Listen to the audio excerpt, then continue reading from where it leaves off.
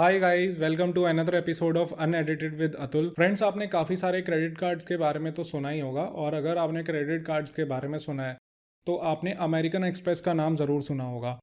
American express को लेके काफ़ी सारे डाउट्स होते हैं लोगों के मन में कि क्या ये सिर्फ अमीरों का क्रेडिट कार्ड है, या फिर इस कार्ड के ट्रांजैक्शन चार्जेस बहुत ज़्यादा होते हैं, और इस कार्ड की इतनी ज़्यादा हाइप क्यों बनी हुई है मार्केट में। ऐसे ही काफ़ी सारे डाउट्स को हम आज के पॉडकास्ट में क्लियर करेंगे।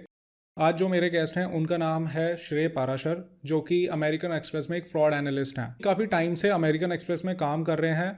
आज उससे हम जानेंगे कि अमेरिकन एक्सप्रेस का वर्क लाइफ कल्चर कैसा है, कैसे कैसे फ्रॉड्स आते हैं, और जो भी डाउट्स मैंने आपको बताए हैं उनको भी आज हम क्लियर करेंगे। तो आप ये पॉडकास्ट एंड तक ज़रूर देखना। आई होप कि ये आपके काफ़ी ज़्यादा हेल्पफुल रहेगा और आपको अमेरिकन एक्सप्रेस के बारे में पता चलेगा। काफ़ी सारे लोगों को नहीं पता होता है।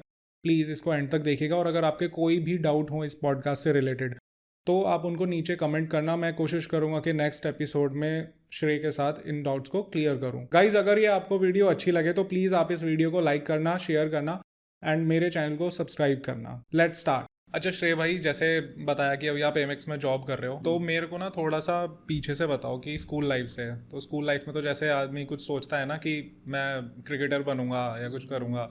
पेरेंट्स बोलते हैं कि 11वीं 12वीं में आपको साइंस लेनी है, मतलब इंडियन पेरेंट्स की मेंटेलिटी है, और उनको ये नहीं पता होता कि सच्चाई क्या है। सच्चाई बच्चे को पता चलती है जब 11वीं में आके जब बॉम्ब फटता है, जब कंपार्टमेंट आती हैं। एग्जैक्टली। क्योंकि मैं एवरेज स्टूडेंट ही था, तो मेरी कंपार्टमेंट आई थी। आई वाज एक्सपेक्टिंग कि कंपार्टमेंट आएगी फिजिक्स में, बट आई केमिस्ट्री में। I somehow got pass in physics.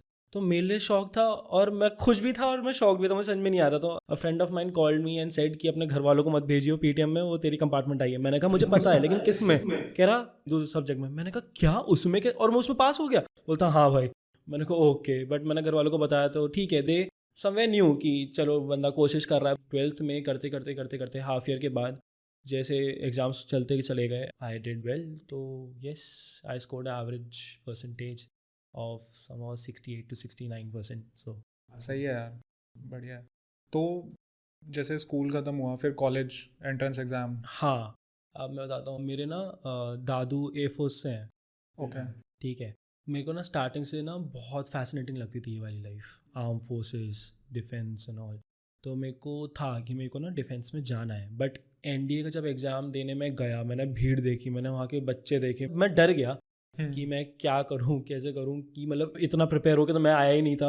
और उस टाइम पे मेरे साथ ये भी एक चीज़ हुई, जो आपके इसके पेपर होते हैं यूपीटीयू के और एनडीए के, वो सेम डे पे होते हैं। तो either you can go for colleges और either you can go for defence. I missed out on going to government colleges. तो इसलिए अब मेरा एनडीए हुआ नहीं। तो मैंने सिर्फ एक ही कॉलेज का एग्ज़ाम दिया, दैट वाज एसआरएम। फिर चेन्नई मिला, चेन्नई गया मैं और मेरे पापा गए। बट 1 महीने के बाद उन्हें लगा था कि नहीं, बीइंग द ओनली चाइल्ड, उन्होंने बोला कि नहीं यार तू वापस आ जा, हम नहीं रह पा रहे, या हमें थोड़ा डर लग रहा है। तो एसआरएम मोदी नगर में आया। बट सीएस नहीं मिली, तो ट्रिपल ई इलेक्ट्रिकल इलेक्ट्रॉनिक्स में मैंने ग्रेजुएशन करी है। 4 साल मैं मोदी नगर एसआरएम से पढ़ा। उसके बाद ही मेरी फर्स्ट जॉब जो थी, मेरी ऑटोमोबाइल इंडस्ट्री में थी। तो मेरी जो कंपनी थी, it was not a big company, but it was a company जो जिसके क्लाइंटल बड़ी थी। मारुति हो गया, और आपका महिंद्रा हो गया, निपॉन हो गया। So we used to assemble harnesses for them. Okay. तो ये कॉलेज से प्लेसमेंट हुई थी या बाहर से? मैंने कॉलेज से नहीं ऑप्ट करके मैं बाहर गया, एंड बाहर से I saw the opportunity of the company and I thought कि let's give it a try. अब वो ऑटोमोबाइल से जुड़ा हुआ था, तो मुझे दिन पे दिन इंटरेस्ट आता था। धीरे धीरे कंपनी ने मुझे प्रमोट किया, मुझे क्लाइंट्स के पास भेजना स्टार्ट किया कि आप और प्रोजेक्ट्स लेके आओ। And being a young blood, तो उनको भी अच्छा लगता था, फैसिनेटिंग, मतलब कि कोई आ रहा है इंटरेस्ट के साथ क्लाइंट। अब जैसे मैं मारुति गया था, मानेसर में है उनका, वहाँ पे मैं गया, उन्होंने मेरे को देखा, वो बोलते कि आप आए हो। मैंने कहा हाँ। तो बोलते आपकी एज क्या है? और मैं कितना था यार, 23-24 एज का होऊंगा। और बोलते सीनियर क्वालिटी मैनेजर। मैंने कहा हाँ। तो बोलते कैसा एक्सपीरियंस है आपको? तो मतलब दे वर शॉक टू नो कि मतलब लड़का आया है कि इतना यंग कोई आया है। हाँ। But back of the story था कि उनको पता था कि कैसे हमारे पास असेंबल होके आ रहे हैं, एंड माइंडसेट क्या चल रहा है लोगों का वहाँ पे बैक ऑफ द स्टोरी में। तो उन्होंने जब मुझे देखा, तो उन्होंने मुझे और प्रोजेक्ट्स दिए, which was good for my company जिसके लिए मैं काम कर रहा था। तो eventually I was doing good over there. But हाँ, ये था कि उसमें इतनी अर्निंग नहीं थी। बेसिक थी, जितने मेरे एज ग्रुप के कर रहे थे, बेसिक थी, दैट वाज गुड। बट वहाँ पे इतना स्कोप नहीं है। हाँ यार, ये ना होता है जनरली कि कोर ब्रांचेस में जो कंपनी आपको पिक करती है तो वो सैलरी ज़्यादा नहीं देते। कोर में स्टार्टिंग में आपको तो कोई भी इतना पैकेज नहीं देता, बस ये है कि वो किस्मत वाले होते हैं जिनको बहुत ज़्यादा लैक्स का मिल जाता है। बट क्योंकि होता है कि आप इनएक्सपीरियंसड हो, आपको अभी कुछ नहीं पता, आपको कोर कंपनी उठाएंगी, उन वो आपको मोल्ड करेंगी, they will invest in you. तो वो आपकी स्किल अप कर रहे हैं, सब कुछ है, वो मेहनत कर रहे हैं, तो वो आपको इतना पैकेज देते नहीं है। बिल्कुल। बस ये है कि उसके बाद आप जब स्विच करोगे ना तो आपका पैकेज बढ़ेगा। यस। तो कितने साल काम करा था वहाँ पे? मैंने वहाँ पे 1.5 साल काम करा था। कोरोना पीरियड में मैंने स्टार्ट किया वहाँ पे। मेरे को पास मिला हुआ था, हमारा इमरजेंसी सेक्टर में आता था। मैंने कोरोना के पीरियड में जब लॉकडाउन लगा हुआ था, लोग घर पे थे, तो मैं काम करता था वहाँ जाके। तो यार एक तरफ आपकी जॉब चल रही थी कोर में एंड अभी आप जैसे एमेक्स में काम कर रहे हो, तो ये ट्रांजिशन कैसे हुआ? ये बिल्कुल डिफरेंट फील्ड हैं दोनों। 1.5 साल मैंने वहाँ काम करा, और जब मुझे फिर धीरे धीरे पता चला कि यार आप अपने फ़न के लिए काम कर रहे हो, but that is not adding up to your wallet. ठीक है, वो आपको इनकम नहीं कमा के दे रहा। तो eventually I started looking out for options. मैंने 3 जगह अप्लाई करा था, तो कैपजेमिनी, अमेजोन, और later on I got the link for the Amex thing. तब ओपनिंग स्टार्ट हुई थी उनकी ओके। लेट कोरोना में। मेरे तीनों कंपनीज में हो गया था सिलेक्शन, बट ये था कैपजेमिनी वाले ऑफर लेटर नहीं दे रहे थे, अमेजोन वालों ने भी थोड़ा लेट दिया था, एंड अमेक्स का था बिल्कुल वॉक इन भी स्टार्ट थे उस टाइम पे। तो किस प्रोफाइल के लिए था ये? मेरा था फ्रॉड एनालिस्ट के लिए एमेक्स में। आपका एक्सपीरियंस है कोर में, उनके कुछ था कि हमें इस फील्ड का बंदा चाहिए? उनका क्राइटेरिया था कि उनको एक्सपीरियंस होल्डर चाहिए, किसी भी फील्ड का हो? हाँ। मतलब मैंने देखा है कि वहाँ पे काफ़ी डिफरेंट वैरायटी ऑफ पीपल है, कोई एचएम से है, कोई एयर हॉस्टेस है। अब देखा मैंने, लेकिन मुझे नहीं पता था किस चीज़ के लिए। उनको बेसिकली आपकी ग्रेजुएशन से फ़र्क पड़ता है, ओके। और आपके एक्सपीरियंस से फ़र्क पड़ता है। तो it was a requirement of 1.5 to 3 years वाला scenario, and I was the perfect fit for that experience वाला फिल्टर। तो I gave the interview and yes, वो क्लिक हो गया था। तो भाई ऐसे मतलब किसी भी फील्ड का बंदा अगर उसको एक्सपीरियंस है तो वो एमेक्स के इंटरव्यू में बैठ सकता है? डिपेंड करता है कि किस प्रोफाइल के लिए आया है आपके पास ओपनिंग, एंड अगर आपके पास एक्सपीरियंस है तो why not. It's never too late to start a new thing. आप एक बार ट्राई करके देखो, अगर आप परफेक्ट फिट हो उसके लिए तो that's good for you.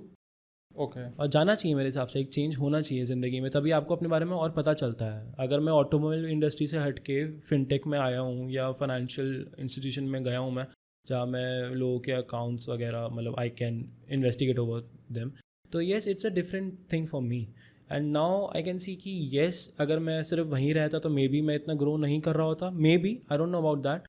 But हाँ, यहाँ आके आई कैन सी कि yes I have done the right thing. Nice. अच्छा यार, ये जो जैसे एमेक्स का जो इंटरव्यू प्रोसेस होता है उसके बारे में थोड़ा सा बताओ कि ये कैसे होता है और कितने राउंड आपके हुए थे? अब जैसे मेरी प्रोफाइल थी फॉर फ्रॉड एनालिस्ट, उसमें आप लिंक के लिए अप्लाई करोगे, you will get an HR call. HR will talk to you about your background, your experience, your graduation, and if you think so that you are the good one, he or she will send you the test link. You will have to give the entrance test होता है basically, कि उसमें क्या होता है? Aptitudes होते हैं, आपकी जनरल थिंकिंग होती है, जनरल नॉलेज होती है, कि which is good for them to know कि ये बंदा है या नहीं है, क्योंकि you have to investigate over the accounts or the fraud claims. I'm talking about my profile. तो उसमें कुछ सिनारियोज थे कि अगर ऐसे इंसान फंस जाए तो आप क्या करेंगे, मतलब आपकी थिंकिंग, आपकी एप्टीट्यूड के बारे में टेस्ट था। तो एप्टीट्यूड कैसा? Basic aptitude? बेसिक से थोड़ा सा ऊपर बोलूँगा, बट हाँ, इतना कोई टफ, इतना कोई रॉकेट साइंस नहीं था कि आप कोई नहीं कर सकता। डिफरेंट फील्ड के मैं बंदे देख रहा हूँ, आपकी उसमें जनरल थिंकिंग है, वो बेसिकली आपके बारे में जानने के लिए मोर, कि ये नहीं कि आप प्रोफाइल में क्या करोगे आगे के प्रोफाइल के लिए, आपके बारे में है कि आपकी क्या थिंकिंग है, आप उसको कैसे रिजॉल्व करोगे सिचुएशन को, आप कहीं फंस गए हो या ऐसा कुछ है। नॉर्मल तो है ही, बेसिक तो हर जगह ही लगती है यार नॉलेज, तो वो तो ऐड ऑन आपकी एक्स्ट्रा थिंकिंग स्किल्स है, बस वो है। ओके। तो जैसे एक एप्टीट्यूड टेस्ट हो गया एंड देन आपको स्कोर मिलेगा आपके टेस्ट के अकॉर्डिंगली, एंड उसके बाद फिर आपके पास जो आपकी टीम का लीड होगा या मैनेजर होगा या कोई डायरेक्टर होगा, वो आपका इंटरव्यू लेगा, और उसमें वो नॉर्मल जैसे इंटरव्यूज़ होते हैं, बस वो है कि वो पूछेगा why are you the perfect fit for this role, why do you think so कि this is the good job role for you. बाकी वो सारे क्वेश्चन आंसर्स क्रॉस करने के बाद ही आपको पता चलेगा कि क्या है क्या नहीं है।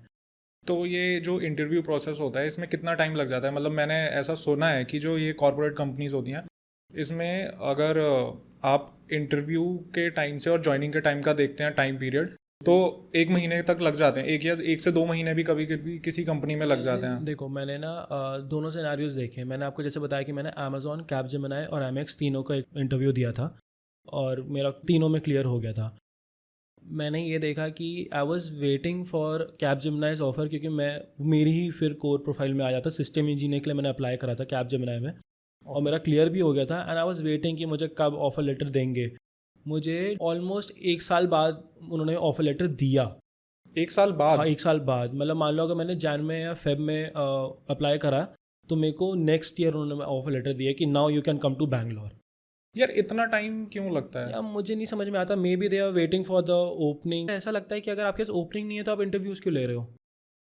ठीक है ना, अगर नहीं है तो मत लो ना यार, दैट इज़ ओके। बट आप किसी को बुक करके रख रहे हो, दैट इज़ नॉट गुड। क्योंकि वो बंदा अपनी पूरी जी जान लगा के इंटरव्यू टेस्ट सब कुछ क्लियर कर रहा है, आपके सारे फिल्टर्स को मीट कर रहा है, सारी चीज़ें हैं, और उसके बाद आप उसको 1-1 साल वेट करा रहे हो। That is not the thing I guess. और यहाँ पे मैंने जैसे ही एमएक्स का दिया था तो सबसे पहले एमएक्स ने मेरे को रिस्पॉन्ड करा था कि yes you can come over here. तो कितना, मतलब अगर लगभग टाइम कितना, 10-15 दिन, 12 दिन, कितना? मतलब मान लो कि हाँ 15-20 दिन में I got the offer letter with the package and they welcome me with a good heart. तो यार ये जैसे ट्रांजिशन होता है कि एक तरफ आप बिल्कुल कोर कंपनी से उठ के आप कॉर्पोरेट में पहुंच गए, तो उसके बारे में थोड़ा सा बताओ कि वो कैसी फीलिंग थी? मैं पहले डर रहा था कि यार मैं यहाँ क्या करूँगा और मैं कुछ कर भी पाऊँगा नहीं कर पाऊँगा, क्योंकि मेरी कोई नॉलेज नहीं फाइनेंशियल साइड या कुछ ऐसा। बट ये था कि यार कुछ नया सीखने को मिलेगा। मेरे को अब 2 साल हो गए एमएक्स में काम करते हुए। मैं एक बार भी सेम सिनेरियो में, मतलब मेरे पास कोई रिपीटेड सिनेरियोज नहीं है। जिस प्रोफाइल में मैं हूँ every day is a new story, क्योंकि दुनिया में इतने लोग हैं कि उनके साथ ऐसा हो रहा है कुछ ना कुछ अलग अलग। तो आप भी अपडेटेड रहते हो उसके साथ कि यार इससे बचना है, या अपने क्लोज वंस को आप बताते हो कि ये सब चल रहा है, आप इससे बच के रहो। और जब मैं सुनता हूँ ना तो आई रियली गेट शौक कि यार लोगों के साथ कितना हो रहा है, स्कैम है या लोग फंस जाते हैं इमोशनली। और हमारे जो स्कैमर्स है वो मेजरली ना एजेड पीपल को टारगेट करते हैं, because they are easily to reach out to, they can easily get their card numbers and all. But हाँ, आप बोल रहे हो कोर कंपनी से बिल्कुल इतना ट्रांजिशन, तो it was a really amazing thing in my life which has happen to मी।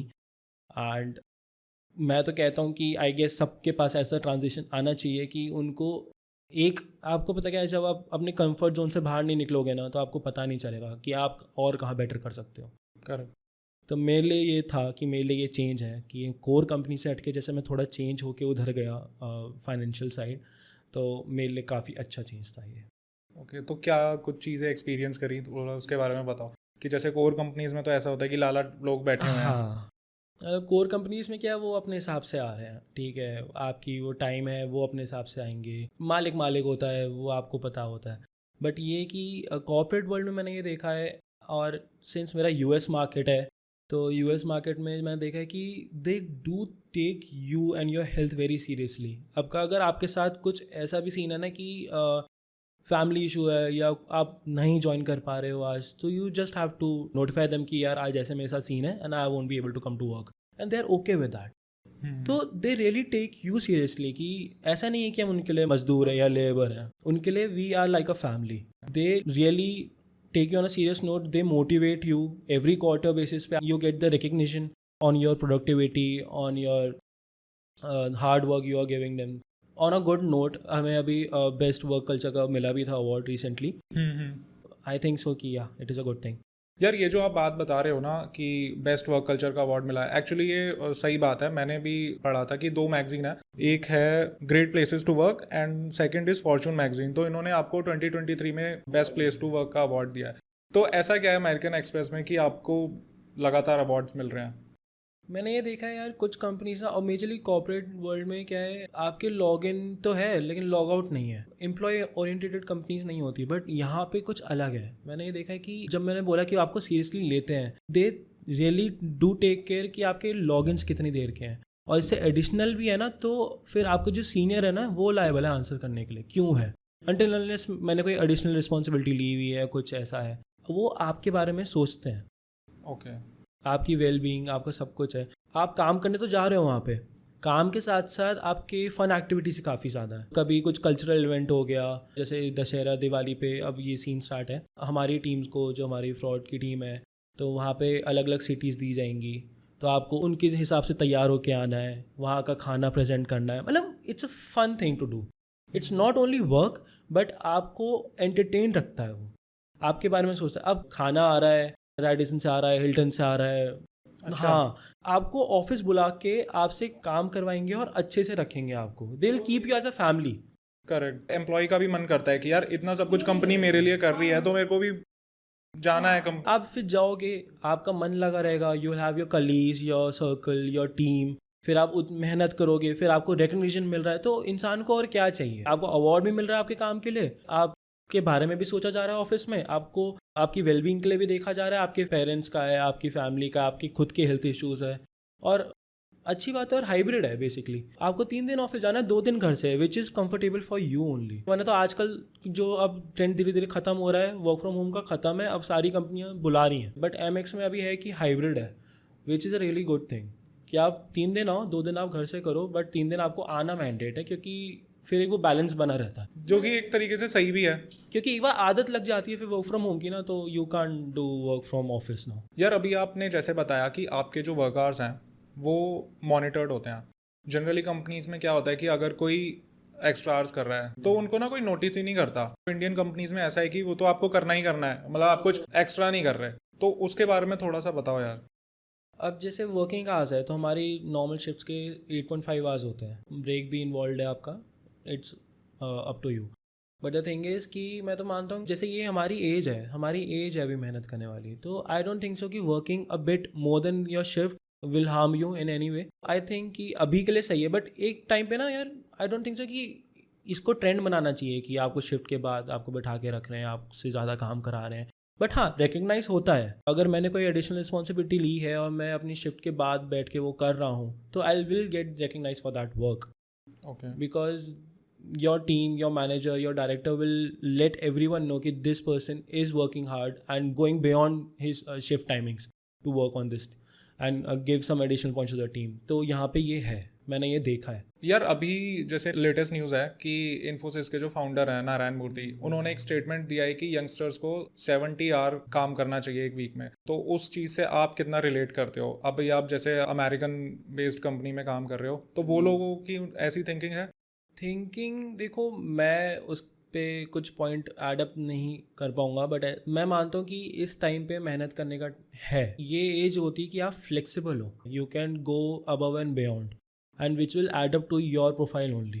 किसी और की हेल्प तो हो नहीं रही है, आपका ही प्रोफाइल एड अप हो रहा है, आप ही स्किल अप हो रहे हो, आपकी मेहनत हो रही है।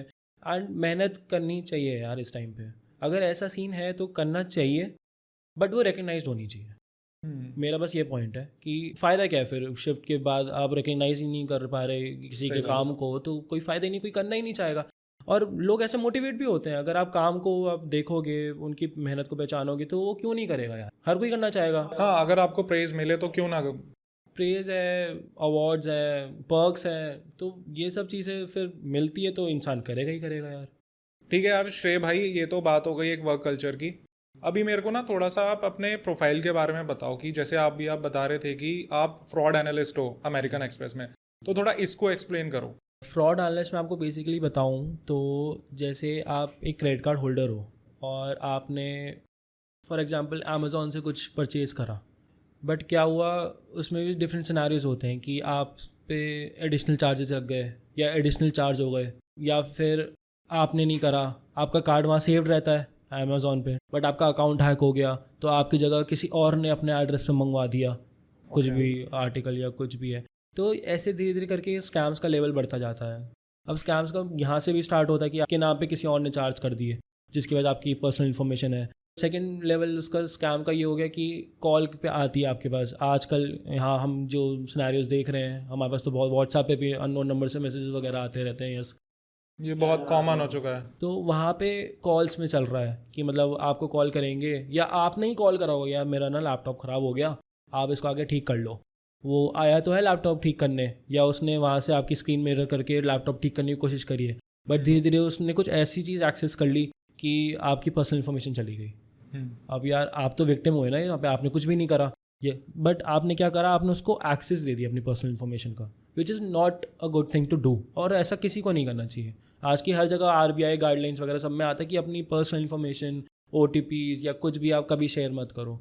बेसिकली स्कैम एजेंट लोगों के साथ ज़्यादा होता है, क्योंकि उनके लिए ईजी है स्कैमर्स के लिए कि उनको एक्सेस लेना उन लोगों से, कि OTP ले लिया, एक्सेस ले लिया पर्सनल इन्फॉर्मेशन का। ये स्कैम्स के लेवल वहाँ चलते हैं।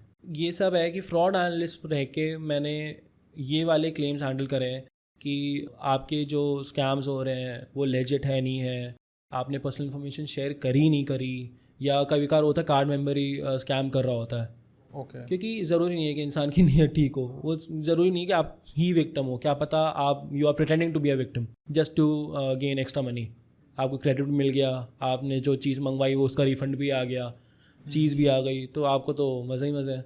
तो फ्रॉड एनालिस्ट में हम इन्वेस्टिगेट करते हैं कि कार्ड मेंबर जो है हमारा वो सच कह रहा नहीं कह रहा, easy actually in a scenario जहाँ पे उसके साथ स्कैम हुआ है या पर्सनल इन्फॉर्मेशन शेयर नहीं करी है फिर भी ही गॉट चार्ज्ड अप, तो हम वहाँ पे वो इन्वेस्टिगेट करते हैं।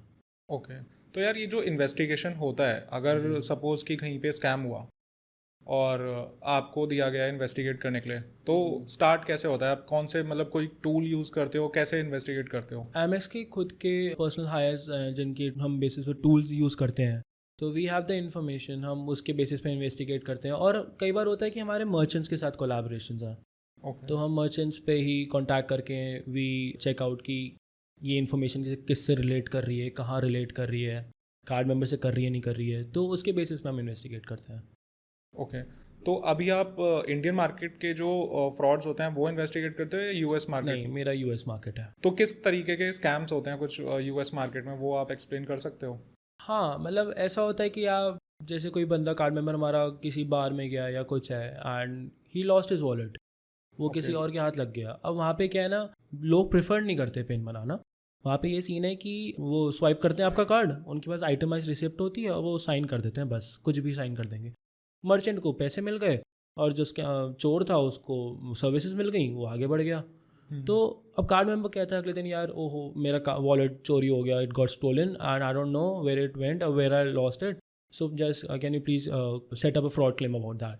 तो ये ऐसे बहुत बेसिक स्कैम्स हैं, तो ऐसे होते हैं। और Okay. कुछ स्कैम्स ऐसे हैं कि जैसे मैंने आपको एग्जांपल दिया अभी कंप्यूटर वाला ही, तो अगर कोई ओल्ड लेडी है, कोई old man and he called up a computer agency या कुछ, तो they are various websites as well कि computer.com करके कुछ कर देंगे, एंड जब आप उस पर कॉल करोगे वो आपकी स्क्रीन मिरर का एक्सेस लेंगे और आपकी पर्सनल इन्फॉर्मेशन को एक्सेस करके and then they will scam you.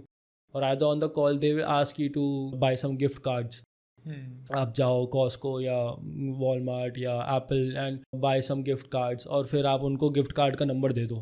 People do that, they will ask you कि आप हमें गिफ्ट कार्ड दो and we'll redeem your points और we'll double up your points, ऐसा कुछ करके, या we'll double up your money. तो लोग गिफ्ट कार्ड की डिटेल्स शेयर कर देते हैं, बट इंटेंशन वो नहीं होती उनकी। उनको बाद में दे लेटर ऑन रियलाइज़ कि यार मेरे साथ स्कैम हो गया। But when we talk to the merchant and we ask them what was the thing that happened on your store or something like that, तो वो बताते हैं हमें कि the card member itself walked into the store and bought the gift cards. So it's not a scam. You intentionally went there and bought some gift cards, but आपने वो gift card की information release कर दी, तो that is not a scam scenario. So there are various scenarios where you can identify either it's a scam or not. तो यार work life culture जैसे आप बता रहे थे कि अमेरिकन एक्सप्रेस में बहुत अच्छा है, तो अभी जैसे फेस्टिवल टाइम है तो कैसे सेलिब्रेशन होती हैं? फेस्टिवल जैसे हमारे आ रहे हैं, तो दिवाली का है, हमारा पूरा फ्लोर डेकोरेटेड होगा। अब क्रिसमस आ जाएगा दिसंबर में, अब पूरा फ्लोर हमारा डेकोरेटेड होगा, क्रिसमस ट्रीज होंगे, स्टार्स होंगे हर जगह, एंड आपके पास बाहर से हैम्पर्स आते हैं, डेडिकेटेड टीम्स के लिए आते हैं, खाना आता है, आप सेलिब्रेट करते हो। नीचे आप जाते हो जहाँ आपका कैफेटेरिया वगैरह है, तो वहाँ पे आपके कॉन्सर्ट्स वगैरह हो रहे होंगे, वहाँ पे परफॉर्मेंसेस है, वहाँ पे स्पोर्ट्स एक्टिविटीज़ है, अलग अलग वेंडर्स आ जाते हैं अंदर ऑफिस में। आपके पास गेम्स होंगे पर्टिकुलर की हुला हूप्स जैसे हो गए, हमारे पास लास्ट टाइम टर्किश आइसक्रीम वाला आ गया था। ऐसा लगेगा कि सिर्फ फेस्टिवल बाहर ही नहीं, ऑफिस के अंदर भी हो रहा है। You will have the particular log outs for that. आप काम भी करोगे, काम के साथ साथ आपको लॉग आउट मिलेंगे, आप अपनी फेस्टिवल को इन्जॉय भी करोगे अपनी टीम के साथ, अपने कलीग्स के साथ। तो बहुत अच्छा है, मतलब ऐसा लगता ही नहीं कि वो सिर्फ काम काम के लिए आपको ऑफिस बुला रहे हैं, आपको आपके ही एंगेजमेंट के लिए, आपके वेलबींग के लिए आपको बुलाएंगे, यू लव दैट। तो यार ये ड्यूरिंग द सेलिब्रेशन वर्कलोड कितना रहता है?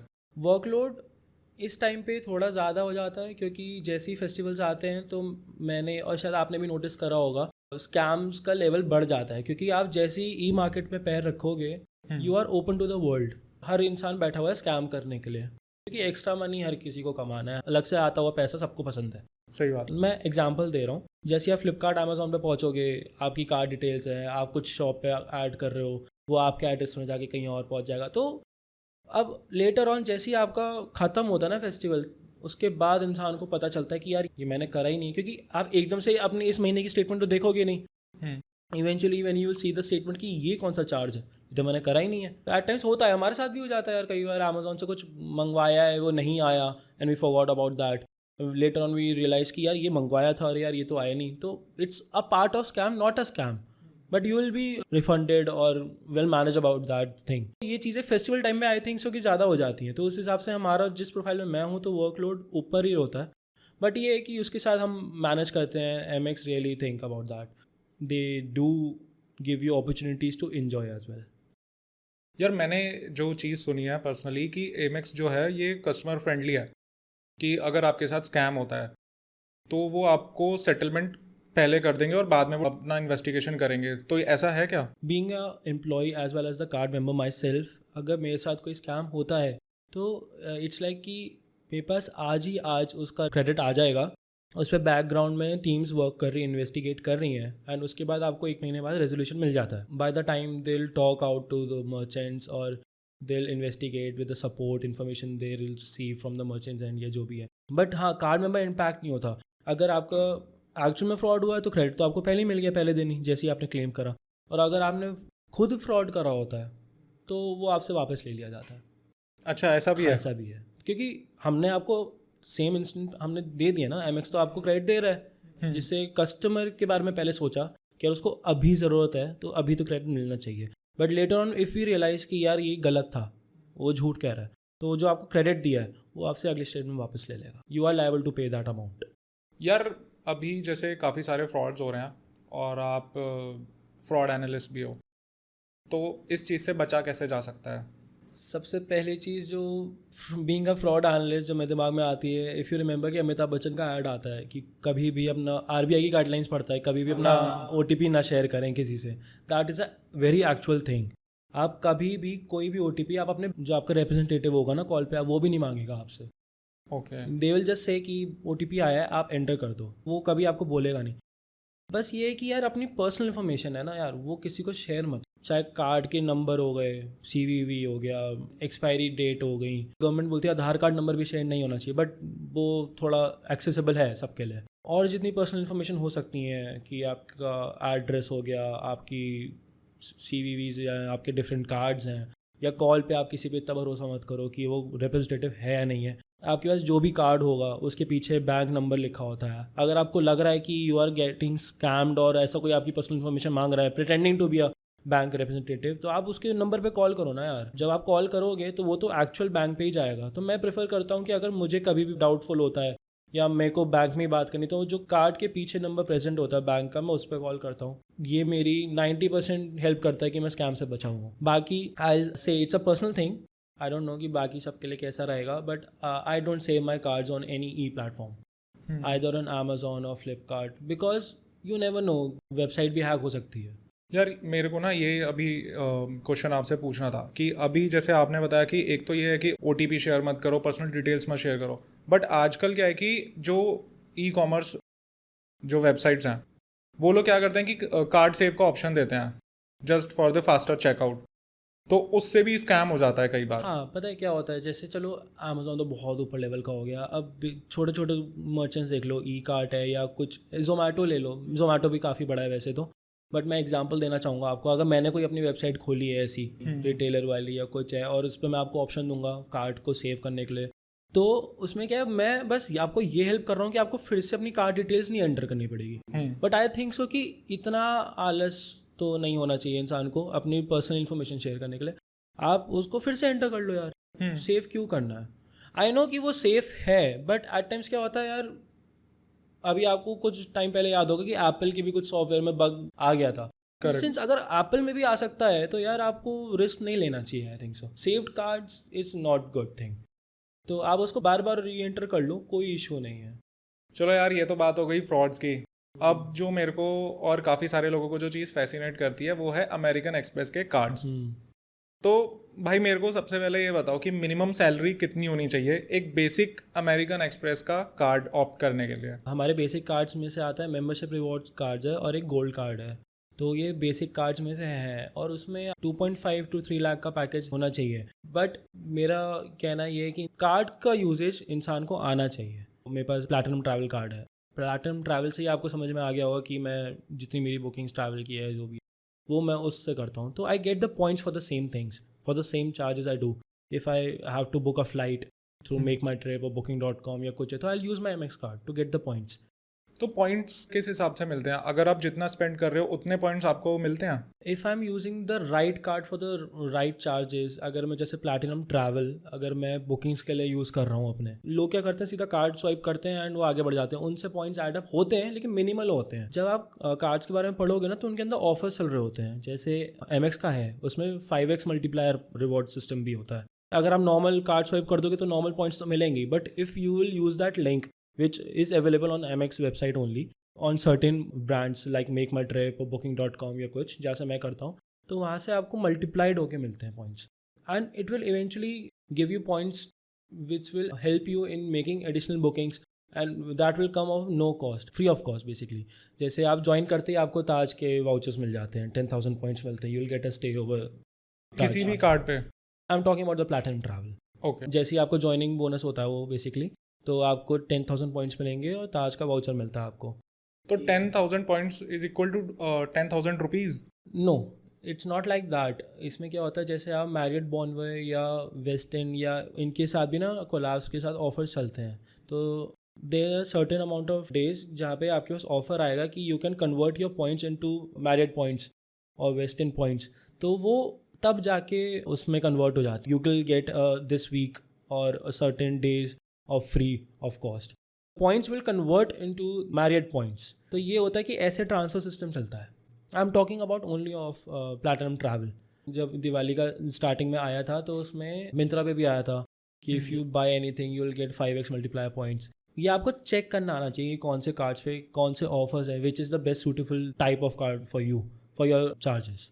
यार जैसे आप बता रहे हो कि आपको पता होना चाहिए कि कौन सा कार्ड आपको लेना है और आपको यूज़ कैसे करना है, तो मेरे को थोड़ा सा ना यूज़ के बारे में बताओ कि लोगों को जैसे पता नहीं होता। लोग क्या करते हैं कि हमारी इतनी सैलरी है, इतने का पैकेज है, तो वो सीधा अप्लाई कर देते हैं कार्ड के लिए। तो ये अवेयरनेस कैसे आए कि आपको यूज़ कैसे करना है कार्ड? देखो, दो चीज़ें होती हैं। एक तो होता है कि इंसान कभी कभी क्रेडिट कार्ड इसलिए भी लेता है क्योंकि उसको अपनी क्रेडिट लिमिट से ऊपर जाके कुछ स्पेंड करना होता है। जैसे लोग आईफोन्स ले लेते हैं EMI पे, बट कुछ कुछ होता है जैसे मैं अगर पेट्रोल पंप पे खड़ा हूँ तो मैं कैश या UPI नहीं करूँगा, मैं अपने इंडियन ऑयल कार्ड से उसको पे करूँगा क्योंकि आई get the points. Year and में जाके I get a certain amount of litres of petrol of free and why not, क्योंकि आप UPI से भी कर रहे हो, आपको कितना कैशबैक मिल जाएगा UPI से। बट अगर आप कार्ड से करोगे वही इंडियन ऑयल के कार्ड से तो you will get the benefits ना। तो I am just giving an example कि आपको सर्टेन टाइप पता होना चाहिए। अब मैंने पेट्रोल के लिए अलग रखा हुआ है, मेरे बुकिंग के लिए अलग कार्ड है, आई नो माई लिमिट, मैं कितना कर सकता हूँ कितना करूँगा, तो ये चीज़ें पता होनी चाहिए। उससे एडिशनल बेनिफिट्स मुझे किस कार्ड से हो रहा है मुझे ये पता है। तो पहले इंसान को पढ़ना चाहिए कि उसकी यूजेज के हिसाब से उसको बेनिफिट किस कार्ड से मिलेंगे, क्योंकि पेमेंट तो आपको इन दी एंड करनी है आइदर बाय कैश और UPI और बाय ऑनलाइन ट्रांसफर। तो उस कार्ड से क्यों नहीं, क्या पता आपको ईयर एंड में या सर्टेन अमाउंट ऑफ टाइम के बाद कुछ बेनिफिट ही मिल जाए। यार ये ना मैंने पहली बार बात सुनी है कि लोग अलग अलग जगह स्पेंड करने के लिए अलग अलग क्रेडिट कार्ड यूज़ करते हैं। जैसे आप अभी बता रहे हो कि पेट्रोल पंप के लिए एक अलग क्रेडिट कार्ड है, ट्रैवल के लिए अलग क्रेडिट कार्ड है, शॉपिंग के लिए लोग कुछ और क्रेडिट कार्ड यूज़ करते हैं। तो इसके वो थोड़ा सा एक्सप्लेन करो। देखो, आपके पास ना अभी मार्केट में बहुत सारे क्रेडिट कार्ड्स अवेलेबल है, हर बैंक के पास multiple n number of cards हैं देने के लिए। लेकिन आप एक बार ये सोचो ना कि आपको हर टाइप का कार्ड दे क्यों रहे हैं वो, उसके क्या बेनिफिट्स हैं आप देखो तो, क्योंकि हर इंसान का अलग स्पेंडिंग लिमिट है, स्पेंडिंग टाइप होता है। जैसे मेरे लिए है कि वीकेंड्स में मूवीज़ हो गई या ट्रैवल हो गया, या फ्यूल तो अब हर कोई कंज्यूम करता है। आपको अपना टाइप पता होना चाहिए कि आपके कार्ड्स कहाँ यूज़ हो रहे हैं। और देखो, अपनी लिमिट के बियॉन्ड तो कोई किसी को जाना पसंद नहीं है, बट ये है कि अपने बैंक बैलेंस के विद इन आप क्रेडिट कार्ड यूज़ कर रहे हो और उसमें आपको बेनिफिट मिल रहा है, तो that is a good thing ना यार। लोगों को पता होना चाहिए कि क्या ट्रेंड चल रहा है मार्केट में। तो जैसे मैं आपको एग्जांपल दिया अभी इंडियन ऑयल का, अब मैं आपको एक एग्जांपल देता हूँ। मेरे पास एक एक्सेस कार्ड है और उस पर if I buy 2 tickets I get 1 free. जब आप अंदर जाके खाते हो तो आपको उस पर भी ऑफ मिलेगा। तो it comes with the particular type of card. I really want people to learn और read about the type of card they are getting into, and there are many cards available in the market. Just go out and read कि भाई मेरे लिए कौन सा अच्छा रहेगा और मुझे उसके बेनिफिट्स कहाँ से मिल रहे हैं और कौन से मिल रहे हैं। यार अभी जैसे इंडियन मार्केट में क्या है कि जो बैंक्स हैं वो अलग अलग क्रेडिट कार्ड देते हैं, जैसे पेट्रोल पंप के लिए, मूवीज़ के लिए, एटसेट्रा। तो अमेरिकन एक्सप्रेस भी ऐसा करता है? हाँ, अब जैसे मैं आपको बता रहा था कि भी ट्रैवल के लिए भी है, फिर मेरे पास ऐसे मेंबरशिप रिवॉर्ड्स पॉइंट्स है। जैसे मैं शॉपिंग कर रहा हूँ, मैं ज़ारा पे जा रहा हूँ या कहीं जा रहा हूँ एंड मैं पर्टिकुलर मर्चेंट से कर रहा हूँ अपने एमएक्स के कार्ड से, तो जिन मर्चेंट्स के साथ मेरा उस कार्ड का कोलैब है जिसमें मेरे को बेनिफिट्स मिलेंगे, तो मेरे पॉइंट्स बढ़ेंगे and then I can use that. एक एग्जाम्पल कि मैंने एक ड्रेस ली ज़ारा से, मेरे को पॉइंट्स मिले, इवेंचुअली मंथ एंड में मेरे इतने पॉइंट्स इकट्ठे हो गए कि मैं एक और फ्री में ड्रेस खरीद सकता हूँ। तो वाई नॉट? फ्री की चीज़ आज के टाइम में किसको नहीं अच्छी लगती भाई। सही बात है। तुमने उसके लिए पे करा है, तुम उसकी सर्विसेज पे कर रहे हो, तुम सब कुछ कर रहे हो, तो उसके बेनिफिट्स तो यूज़ करो। अच्छा यार श्रेय भाई, ऐसा है कि जैसे वेस्टर्न कंट्रीज़ में क्या होता है कि लोग क्रेडिट कार्ड बहुत ज़्यादा यूज़ करते हैं। इंडिया में अभी उतना नहीं है, लोग शिफ्ट हो रहे हैं क्रेडिट कार्ड्स की तरफ, बट लोग प्रेफर करते हैं कि हम डेबिट कार्ड से ही पेमेंट करें, क्योंकि मिडिल क्लास लोग हैं, नॉर्मल सैलरीड पीपल हैं। तो आप मेरे को थोड़ा सा ये एक्सप्लेन करो कि लोगों को क्यों क्रेडिट कार्ड यूज़ करना चाहिए, और डेबिट और क्रेडिट कार्ड्स में क्या डिफरेंस है, और क्यों क्रेडिट कार्ड एडवांटेजियस है। हाँ, मैं एक चीज़ ये बताता हूँ। डेबिट कार्ड में और क्रेडिट कार्ड में ये फ़र्क है कि debit card will allow you to spend the money you have in your account. Credit card में ये होता है कि दैट डजेंट मैटर कि आपके अकाउंट में कितने पैसे हैं, but eventually you have to pay. तो लोग क्या करते हैं, कभी कभी फ्री का देख के ना लेके ना इतना क्रेडिट का बिल करवा लेते हैं कि वो पे नहीं कर पाते उसे, फिर EMIs बना रहे हैं। तो certain people go in to a loop कि दे live on the credit cards कि सैलरी आएगी मैं पे कर दूंगा, सैलरी आएगी पे कर दूंगा, but that is not the thing. You should know how to get out of the loop. ये एक गेम है कि आपको समझना आना चाहिए कि आपको कैसे खेलना है। एवरी सिटीजन ऑफ इंडिया और in any country, he or she should know कि यार मेरे पास इतना ही पैसा है और मैं यही खर्च करूँगा। डेबिट कार्ड पे भी आजकल ऑफर्स हैं, but I don't think so कि क्रेडिट कार्ड से ज़्यादा होंगे। तो आपको पॉइंट्स है, बेनिफिट्स वगैरह मिल रहे हैं। अगर आपके पास इतना पैसा है, अगर आपके पास क्रेडिट पर इतनी लिमिट है, तो आप इधर से पे करके इधर ट्रांसफ़र कर दो ना, बैलेंस ऑफ होगी चीज़ें, एंड उसके बाद आपको एडिशनल पॉइंट्स मिल गए, तो that is a good thing, additional thing. बस ये है कि मैं आपको कह रहा हूँ कि खर्च हर कोई कर रहा है, बट किस तरीके से कर रहा है वो देखो कि आपको कहाँ और फ़ायदा हो सकता है। तो बाहर के लोग इस बात से अवेयर होते हैं अच्छे खासे? बाहर के लोग अच्छे खासे नहीं, बट हाँ ये है उनका थोड़ा रूटीन में ही आ जाता है कि कॉफ़ी भी ले रहे हैं तो क्रेडिट कार्ड पे ले रहे हैं। If they are standing on Starbucks counter तो वो क्रेडिट कार्ड से पे कर रहे हैं। वहाँ बाहर में मैंने देखा है कि ट्रेंड की कैश है और कार्ड है, बट कैश भी हर कोई लेके, अब कैश मैं तो आपको नहीं बोलूँगा कि आप 10,000 रुपये कैश लेके घूमो, आपसे गिर जाए या कोई आपसे चुरा ही ले, आप खुद भी खो सकते हो। Credit card is the money you carry, तो वो आपको सेफली रखनी चाहिए। अच्छा यार श्रेय भाई, ऐसा होता है कि जैसे आपको 45 डेज़ का टाइम मिलता है अपना क्रेडिट कार्ड का बिल पे करने के लिए, तो कभी कभी ऐसा भी होता है कि लोग नहीं कर पाते। तो जो क्रेडिट कार्ड कंपनीज होती हैं वो रैंडमली उनके रिश्तेदारों को कॉल करना शुरू कर देती हैं इंडिया में, और उनको हैरास करती हैं कि आपके रिश्तेदार ने ऐसे लोन ले रखा है या EMI चल रही है, उन्होंने उसका क्रेडिट कार्ड का बिल पे नहीं किया है। तो अमेरिकन एक्सप्रेस में ऐसा होता है? नहीं यार देखो, ऐसा नहीं होता है कि वी हैरेस और we do something like that, but हाँ फर्स्ट डिग्री रिलेटिव को इंसान आके अप्रोच करेगा ना। फॉर एग्जांपल, अगर किसी के एक्स पर्सन का कार्ड है and he is no more in this world, तो हम किससे अप्रोच करेंगे? तो the first degree relative, the blood relations, daughter, son, wife, mother, father, तो हम उनको आके अप्रोच करते हैं कि ऐसे ऐसे हैं and he has this due amount और ये है वो है and you are liable to do that. जब भी आप देखोगे कि आपके पास बैंक का फॉर्म आता है तो आप उसमें नॉमिनी भरते हो। Nominee is the second person जो रिस्पॉन्सिबल है। नॉमिनी आप किसी को भी रैंडमली नहीं भरोगे, आप भरोगे अपने मॉम डैड का भरोगे, अपने वाइफ का भरोगे, अपने बच्चों का भरोगे। एटलीस्ट दे नो कि आपके पास यहाँ का अकाउंट है। तभी बैंक चाहता है कि आपको कुछ भी हो जाता है तो कल हम किसको अप्रोच करें, तो नॉमिनी इज़ दैट पर्सन। तो ये होता है कि हम हैरेस नहीं करते, we'll do take the consent कि आप अपना नॉमिनेशन का फॉर्म भरिए एंड टचवुड ऐसा नहीं हो, बट अगर ऐसा कुछ होता है तो हम किसको कॉन्टैक्ट कर सकते हैं, तो दिस इज़ द थिंग। अच्छा यार, अमेरिकन एक्सप्रेस में अभी कितने तरीके के कार्ड है, कौन से कार्ड हैं, और पर्सनली आपको कौन सा कार्ड सबसे ज़्यादा फैसिनेटिंग लगता है? वेरी करता है क्योंकि यूएस में अलग चलता है। यूएस में हमारे अमेजॉन प्राइम मेंबरशिप कार्ड्स हैं, बॉर्न बाय मैरियट कार्ड है, बट इंडिया में अलग है। और इंडिया में जो 3 टाइप के कार्ड जो मुझे पता है वो है membership rewards card, gold card और प्लैटिनम ट्रैवल। एंड मेरा पर्सनल फेवरेट प्लैटिनम ट्रैवल है, क्योंकि इस एज में जो हमारी जनरेशन है उनको घूमना बहुत पसंद है, ठीक है। And if you are making the bookings and you are getting some benefit additional points out of it, तो वाई नॉट। तो if I ever go somewhere और I go with my family और माई रिलेटिव्स, तो I do use my card platinum travel, जिसमें मुझे additional points मिलते हैं which I can use for my different stay for free of cost. अच्छा यार श्रेय भाई, मैंने एक बात सुनी है कि अगर आप अमेरिकन एक्सप्रेस कार्ड पे 5 लाख रुपीज़ स्पेंड करते हो साल का, तो आपको 25,000 ताज पॉइंट्स मिलते हैं, जिससे आप ताज के किसी भी होटल में स्टे कर सकते हो। तो ये चीज़ सही है? हाँ, एक टाइप के लिए सही है, मतलब हर कार्ड का अलग अलग पॉइंट सिस्टम होता है। जो मैं यूज़ करता हूँ उसमें क्या है, वो ट्रैवल चार्जेस के साथ मेरे को पॉइंट्स मिलते हैं and I can convert that points into different different hotel points. कभी कभी बीच में निकलते हैं, मैरियट के साथ लिंक्स निकलते हैं, या वेस्टर्न के साथ हैं, ताज के साथ हैं। तो at that time if you convert your Amex points into Marriott points और ताज पॉइंट्स, तो you will get the stay. अब वो डिपेंड करता है कि आपके पास पॉइंट्स कितने हैं। अब फॉर एग्जांपल मेरे पास एक सर्टेन अमाउंट ऑफ पॉइंट्स है, अगर मैं उनको कन्वर्ट करना चाहूँगा, waiting for the right moment जहाँ पे मेरिट के साथ मेरे पास ऑफर आएगा, I convert my points into Marriott points and I can get the stay over there.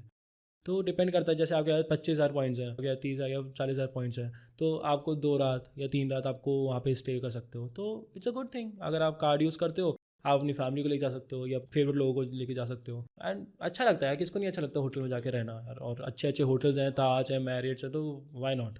यार मैंने जो चीज़ नोटिस करी है कि अमेरिकन एक्सप्रेस कार्ड ना काफ़ी जगह एक्सेप्ट नहीं करते, मतलब इतना पॉपुलर कंपनी है, तो ऐसा क्यों होता है कि वो काफ़ी जगह एक्सेप्टेबल नहीं होता? पहली बात तो बाहर का है, इंडिया का नहीं है, तो बाहर तो हर जगह ही एक्सेप्ट होता है, बट डिफरेंट इसलिए है बाहर से क्योंकि जिसके साथ हम सर्विस दे रहे हैं, जिस मर्चेंट के साथ दे रहे हैं, तो हमारे साथ उनका सब कुछ बॉन्ड होता है कि जैसे हम अपने कस्टमर को और कैसे स्कैम प्रूफ रख सकते हैं। तो हमें मर्चेंट से भी सपोर्ट चाहिए, जितना हम दे रहे हैं उनको सपोर्ट उतना हमें भी चाहिए। तो यहाँ पे जो छोटे छोटे ब्रांड्स होते हैं या कुछ है, तो उस पर इसलिए नहीं चलेगा क्योंकि वो हमें इतना सपोर्ट नहीं कर पाएंगे कि हम अपने क्लाइंटेज को या क्लाइंट हमारे जो हैं कस्टमर्स हैं उनको उतना फुल प्रूफ रख सकें। तो इसलिए हर मर्चेंट नहीं एक्सेप्ट कर पाता। जनरली ना लोगों का एक कॉन्सेप्शन है कि एमएक्स में ट्रांजैक्शन फ़ीस बहुत ज़्यादा लगती है। सपोज़ कि मैं इंडिया से बाहर ट्रैवल कर रहा हूँ और मैंने वहाँ पे अपना क्रेडिट कार्ड यूज़ करा, तो उसमें मेरे को जो ट्रांजैक्शन फ़ीस देनी पड़ेगी वो बहुत ज़्यादा होती है कंपैरेटिवली अदर क्रेडिट कार्ड जो कंपनीज़ हैं। यार ऐसा नहीं है कि बहुत ज़्यादा होती है, नॉमिनल फ़ीस होती है। अगर मैं भी यहाँ से बैठ के यूएस से फ़ोन मंगवा रहा हूँ या मैं कुछ ऑर्डर कर रहा हूँ या मैं बाहर जाके यूज़ कर रहा हूँ, तो दे यू गॉट अ सेक्शन की इंटरनेशनल चार्जेस करने का अलाउ करना पड़ता है आपको, बैंक की सेटिंग में होता है ऐप में। बट ये है कि हाँ, आपको ना यार वो कन्वर्जन फ़ी देनी पड़ती है, INR टू USD, या आप दिरहम में दे रहे हो या कुछ है, तो कन्वर्जन फ़ी तो लगेगी। और इंटरनेशनल कुछ चार्जेस होते हैं, बट आई गेस कि आपको इतनी सर्विसेज मिल रही हैं, आपको बिल्कुल श्योरिटी के साथ आप कर पा रहे हो अपना कार्ड वहाँ पे स्वाइप, आपको कोई दिक्कत नहीं होगी। आप कभी भी, आपको कहीं भी खड़े हो, आपको पूरी सर्विसेज मिल रही है। तो I think so that the normal fees they charge for the international merchant as well, तो वो ठीक है, इतना कुछ नहीं है।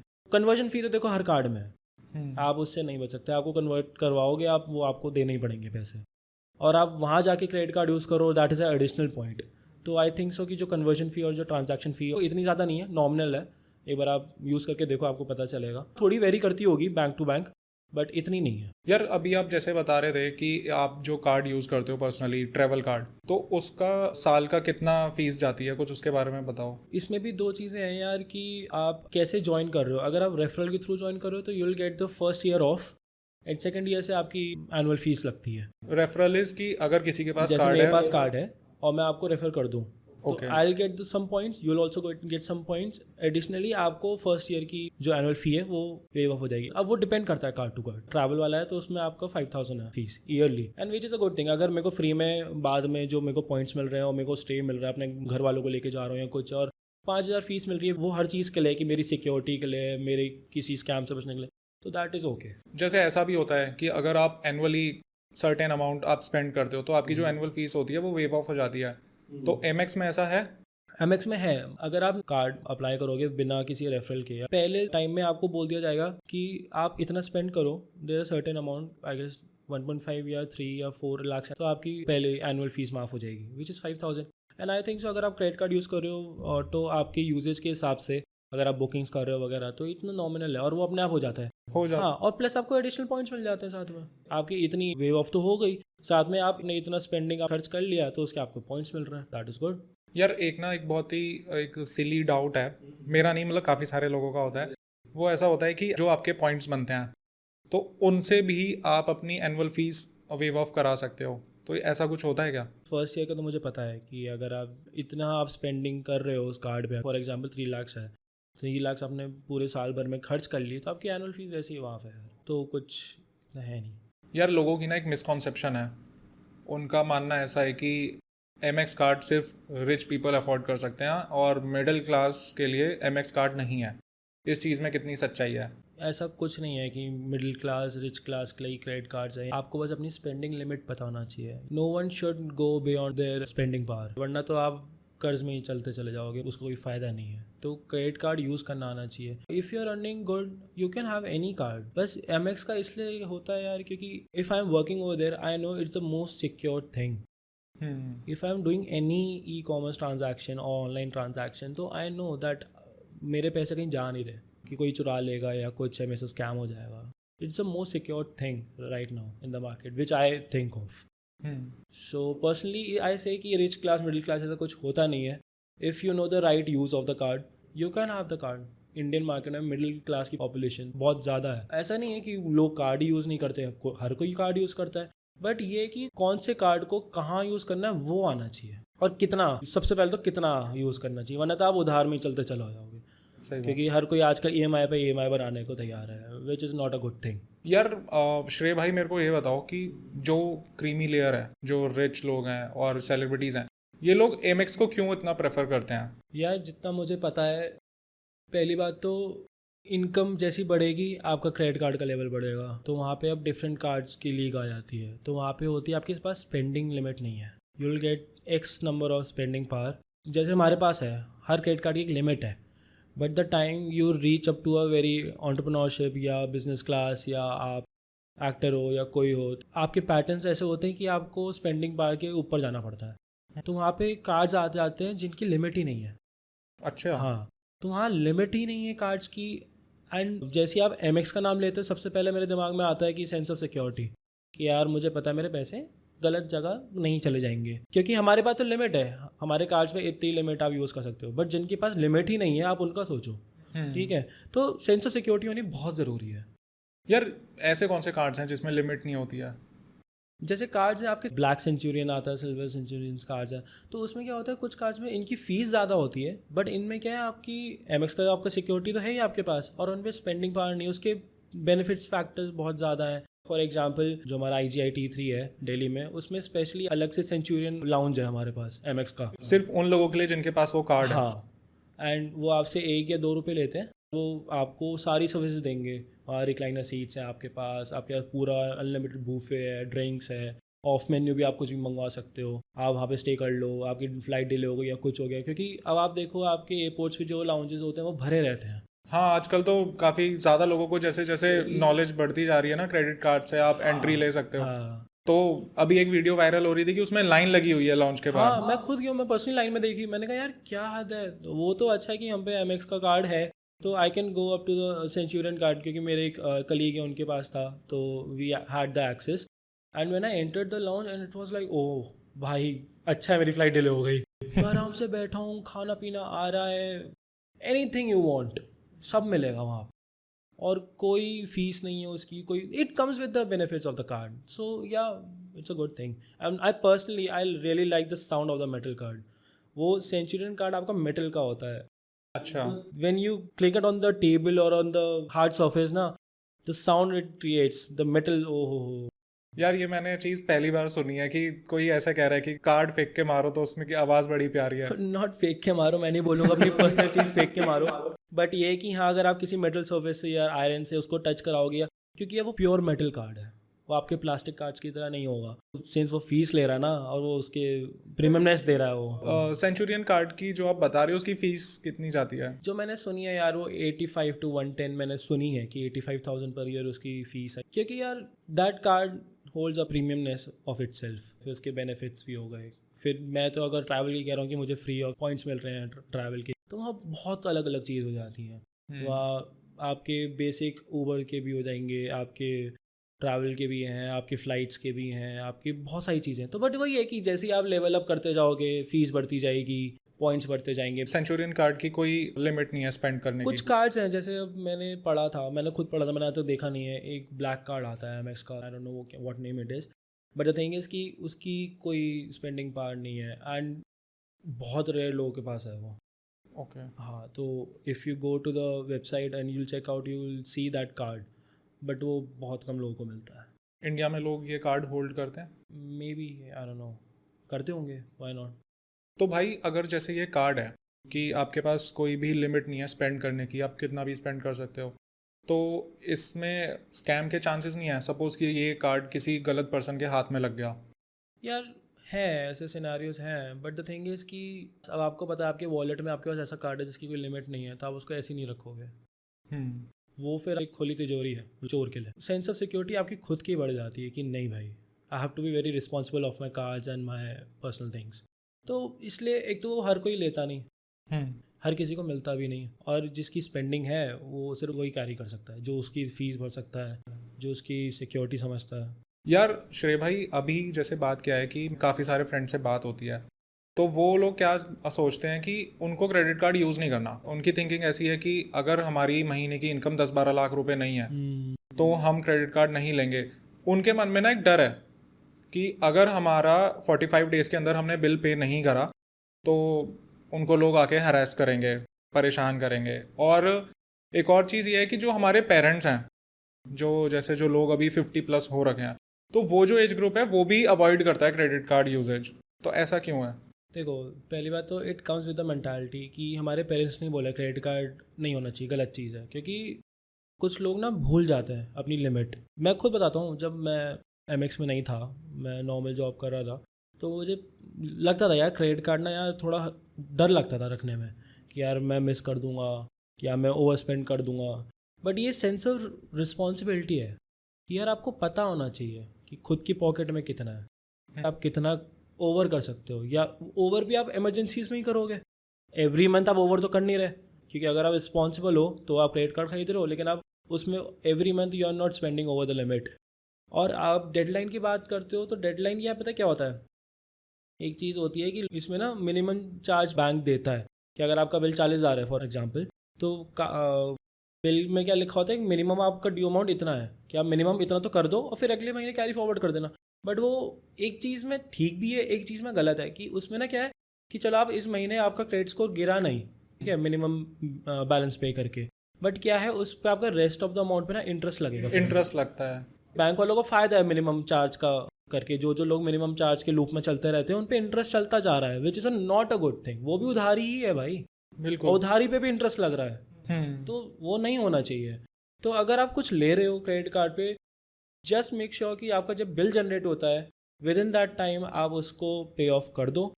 आप टेंशन फ्री रहोगे एंड आपका क्रेडिट स्कोर भी बना रहेगा और आपको पता रहेगा कि आपका क्रेडिट कार्ड कैसे यूज़ करना है। तो आई जस्ट वांट कि पीपल वही खरीदें, लोग वही क्रेडिट कार्ड खरीदें जिनको पता है कि उसको कैसे यूज़ करना है, वरना कुछ लोगों के हाथ में तो मिसयूज़ होता है और वो लोग उधारी में डूब जाते हैं। अच्छा यार, जैसे आप बता रहे हो कि लोग डरते हैं क्रेडिट कार्ड यूज़ करने से, तो लोग ऐसा क्या करें कि उनके मन से ये डर निकले?